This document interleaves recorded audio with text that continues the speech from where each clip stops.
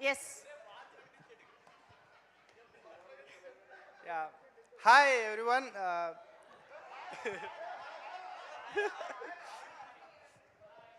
Committee కుర్రోళ్ళ గురించి మాట్లాడాలంటే ముందు వంశన్న మమ్మల్ని పింక్ ఎలిఫెంట్కి తీసుకెళ్ళాడు, దాని గురించి మాట్లాడాలి.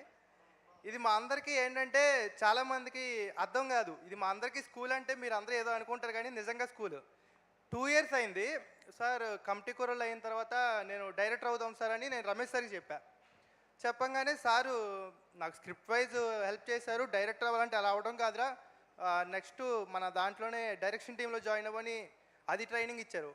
అలా మొత్తానికి నన్ను ఒక వారియర్లో రెడీ చేసి బయటికి పంపించినాక ఎక్కిపెట్టిన బాణం బయటికి వెళ్ళినాక ఏ ప్రొడక్షన్ హౌస్ నుంచి ఫోన్ వస్తుందని వెయిట్ చేస్తుంటే ఒక ప్రొడక్షన్ హౌస్ నుంచి ఫోన్ వచ్చింది, పింక్ ఎలిఫెంట్స్. ఏమైందిరా అంటే ఈఫీ అవార్డు వచ్చింది అన్నారు. మళ్ళీ వచ్చింది గామా అన్నారు, గద్దర్ అన్నారు. నేను లూడో ఆడుకుంటుంటే నేషనల్ అవార్డు అన్నారు. వేరే ప్రొడక్షన్ హౌస్ ఏవో కానీ పింక్ ఎలిఫెంట్స్ నుంచి అవార్డులు వస్తున్నాయని వస్తూనే ఉంది.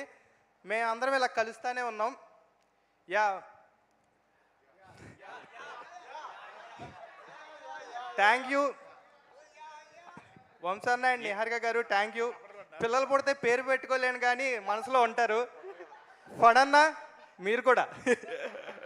బ్రదర్ ఎందుకు మీరు ఏ క్యారెక్టర్ చేశారు? చిన్నోడు. చిన్నోడా? ఇండస్ట్రీ మొత్తానికి నేను చిన్నోడుగానే తెలుసు. వయసుతో సంబంధం లేకుండా పెద్దోడిని నా అన్నయ్యగా చేశారు. ఎలా అన్నాలా నాకు అన్నయ్యగా ప్లస్.